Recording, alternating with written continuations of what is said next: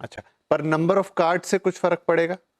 आप number of cards के साथ में कितने दूसरे और लोन हैं, उससे फर्क पड़ेगा। हाँ। मतलब और भले कार्ड्स आप ले लिए, कई लोग क्या करते हैं कार्ड लेके रख लेते हैं, इस्तेमाल नहीं करते, लेकिन कार्ड बहुत सारे हैं। चलेगा चलेगा। चलेगा, ओके। क्योंकि आपको उसका एक ये भी फायदा होगा कि अगर आप कार्ड लिए हैं आपने और आपकी लिमिट 5 लाख है, एक की 1 लाख है, एक की 2 लाख है, तीसरे की 2 लाख है, और आप 5 लाख में से सिर्फ एक कार्ड यूज कर रहे हैं, 1 लाख का लिमिट यूज कर रहे हैं, आप 20% यूज कर रहे हैं, तो वो अच्छी बात है, क्योंकि आपको जितना दिया गया है लिमिट आप सारा उसका यूज नहीं कर रहे। There is a enough buffer available आपके लिए कि आप सारा क्रेडिट लिमिट हर महीने यूज नहीं कर रहे।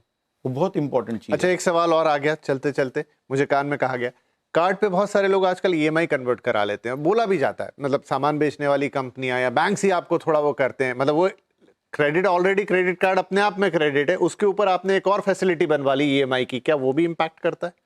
सो दर्शकों के लिए जरूरी है जानना कि आप कार्ड क्या रेट ऑफ इंटरेस्ट पे ले रहे हैं और आपको ईएमआई ऑन कार्ड जो दे रहे उसका रेट ऑफ इंटरेस्ट क्या है।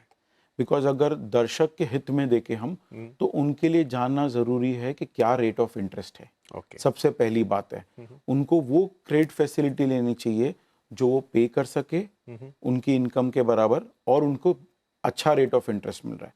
बाद में अगर वो लोन ले रहे हैं या कार्ड ले रहे हैं, सिबिल स्कोर के लिए सबसे इंपॉर्टेंट चीज है कि वो समय पे भुगतान समय कर पे रहे हैं। भुगतान, और this is a base line, समय का भुगतान और पूरा भुगतान। पूरा भुगतान, ये इंपॉर्टेंट है। नंबर ऑफ कार्ड या कार्ड के ऊपर ईएमआई वो उतना मैटर नहीं करेगा, आपका पेमेंट है पूरा और समय पर, that is a base line. अच्छा, सिबिल स्कोर मैटर करता है जब आपको लोन लेने की बारी आती है, कार्ड लेने की बारी आती है। बैंक एग्जैक्टली उसमें क्या देखते हैं जो आप रिपोर्ट उनको देते हैं, how they decide on that report?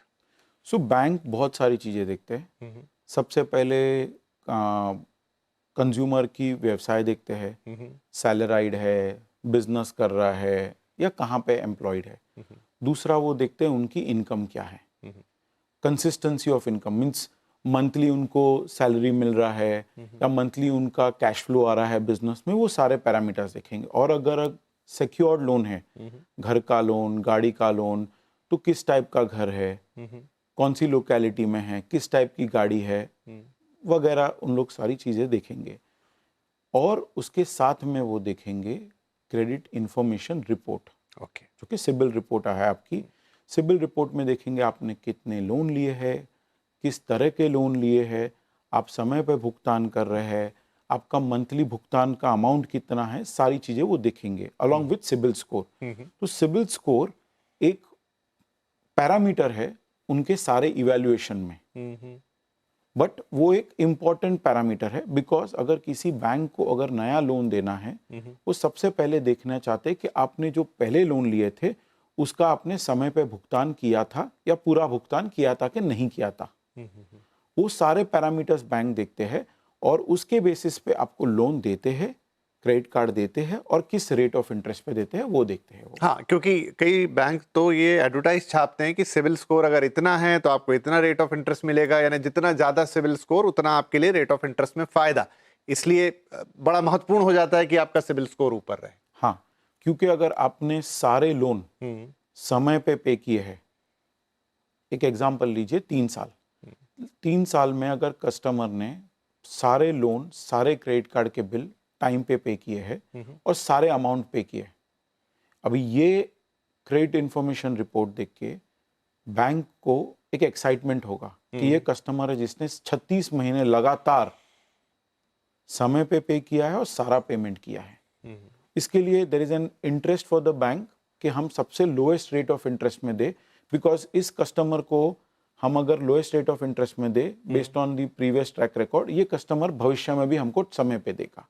अच्छा, तो ये उनके लिए एक मोटिवेशन है। एक इसमें छोटा सा प्रैक्टिकल एस्पेक्ट की मैं मानता हूं कि डिसिप्लिन बहुत इंपॉर्टेंट चीज है, और खास तौर पे वित्तीय फाइनेंशियल डिसिप्लिन तो बहुत होना चाहिए कि अगर आपने मान लीजिए आपकी क्रेडिट कार्ड की बिलिंग साइकिल 10 तारीख की है और 10 को आपको ड्यू डेट है तो आपको करना चाहिए, लेकिन सर्टेन टाइम कभी कोई ट्रैवल कर रहा है या मिस हो गया या बहुत सारी चीज़ों में उलझा है, उससे 2-4 बार चीज़ें ऊपर नीचे हो जाती हैं। बाकी उसकी क्रेडिट हिस्ट्री बहुत अच्छी है, वो उसकी फाइनेंशियल बैकअप भी इतनी अच्छी है कि वो 5-6 हज़ार रुपए की चीज़ों पर डिफॉल्ट नहीं करेगा, लेकिन कर गया, वो रिपोर्ट हो गया, तो क्या ऐसी चीजों से क्रेडिट हिस्ट्री पे फर्क आता है? Number one.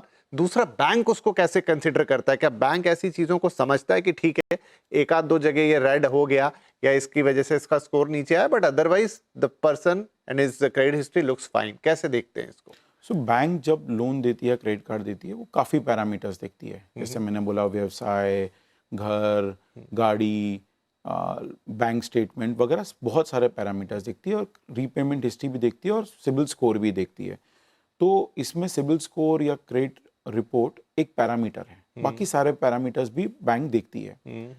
जब बैंक देखती है, बैंक ये भी देखती है वो 2000 का डीले है या 2 लाख का डीले है या 2 करोड़ का डीले है। ओके। वो अमाउंट भी मैटर करेगा, और वो डीले पिछले महीने हुआ है या 3 साल पहले डीले हुआ है। ओके। इसके लिए बहुत ज़रूरी है कि हम कंज्यूमर्स को सिखाइए कि आप sibil.com पे आइए, अपनी खुद की एक सालाना फ्री रिपोर्ट लीजिए, आपकी रिपोर्ट और स्कोर देखिए।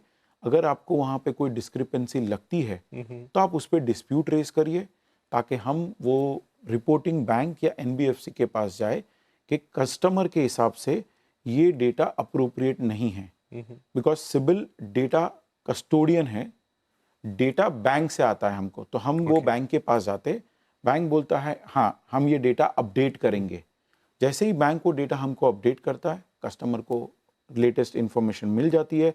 इसके लिए हम दर्शकों को रिक्वेस्ट करेंगे कि आप sibil.com पे आके आपकी रिपोर्ट देखिए रेगुलरली।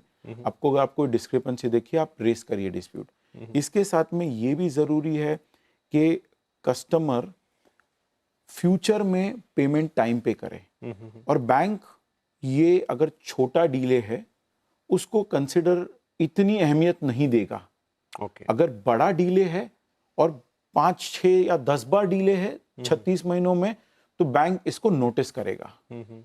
तो कितनी बार डीले हुआ है, इसके लिए कस्टमर को हम रेकमेंड करेंगे कि आप रिमाइंडर्स डालिए, आपकी सिबिल रिपोर्ट रेगुलरली देखिए कि अगर आपने 36 महीनों में एक बार डिले किया और छोटे अमाउंट का किया है, बैंक इतनी अहमियत नहीं देगी। बट अगर आप 36 महीनों में से आपने 12 महीने डिले पेमेंट किया है और सारा पेमेंट नहीं किया है, बैंक उसको अलग नजरिए से देखेगी। अच्छा, कुछ ऐसे सवाल भी जब हमने वो शो किया, लोगों ने अपने सवाल भेजे, उसमें कई लोगों का ऐसा था कि उनकी तो ईएमआई है जो कि डायरेक्ट कटती है बैंक से, उन्होंने कभी कोई डिले नहीं की।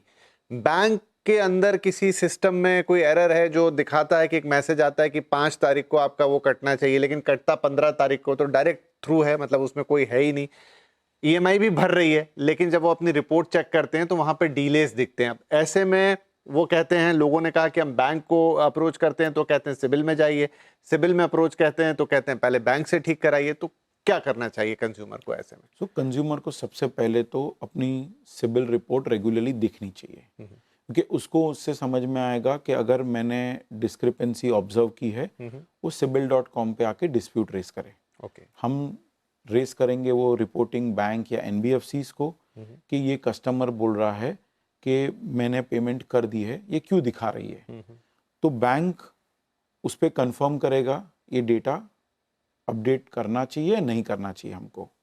दूसरी बात है कि एज पर दी जो बहुत प्रोग्रेसिव सर्कुलर है कि 30 दिन में क्रेडिट इंस्टीट्यूशन और क्रेडिट इंफॉर्मेशन कंपनी सिबिल जैसी 30 दिन में कंज्यूमर का डिस्प्यूट रिजॉल्व करना है। बट इसके बावजूद अगर बैंक बोलता है कि नहीं, आउटस्टैंडिंग है या डीले है, कस्टमर के पास ऑप्शन है, वो बैंकिंग ओम्बड्समैन में जा सकता है और बोल सकता है कि नहीं देखिए आप मेरा स्टेटमेंट, मैंने तो स्टैंडिंग इंस्ट्रक्शन दिया था और मेरे खाते में पैसे भी थे, उसके बावजूद मेरे को डीले बताया है रिपोर्टिंग में। तो कस्टमर के पास सारे ऑप्शंस है सिबिल के पास आने के लिए। अगर वो बैंक बोलती है कि नहीं ये डिस्प्यूट सही नहीं है और ये डीले है या अमाउंट पेंडिंग है, तो वो कस्टमर बैंकिंग ओम्बड्समैन के पास भी जा सकता है।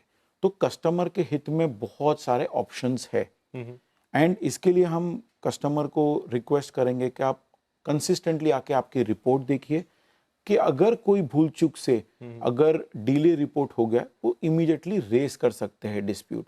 और हमने देखा है कि 30 दिन से 15 दिन होने के वजह से कस्टमर को फायदा होता है कि अभी रिपोर्टिंग जनवरी 2025 ने आरबीआई ने एक बहुत बढ़िया सर्कुलर निकाला था जहां पे data reporting to credit bureau 30 दिन से 15 दिन हो गया, था, राइट।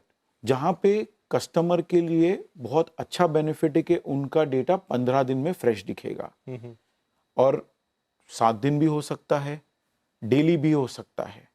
अगर मेरे को पूछेंगे कि देश के लिए सबसे बढ़िया चीज़ क्या हो सकती है, डेली रिपोर्टिंग, बिकॉज वो सारे सिटीजन्स के लिए बहुत फायदेमंद हो सकता है कि अगर एक कंज्यूमर ने अपना पेमेंट किया है या लोन क्लोज किया है या पार्ट पेमेंट किया है होम लोन पे समझिए, तो वो एक दिन के अंदर अपडेट हो जाएगा।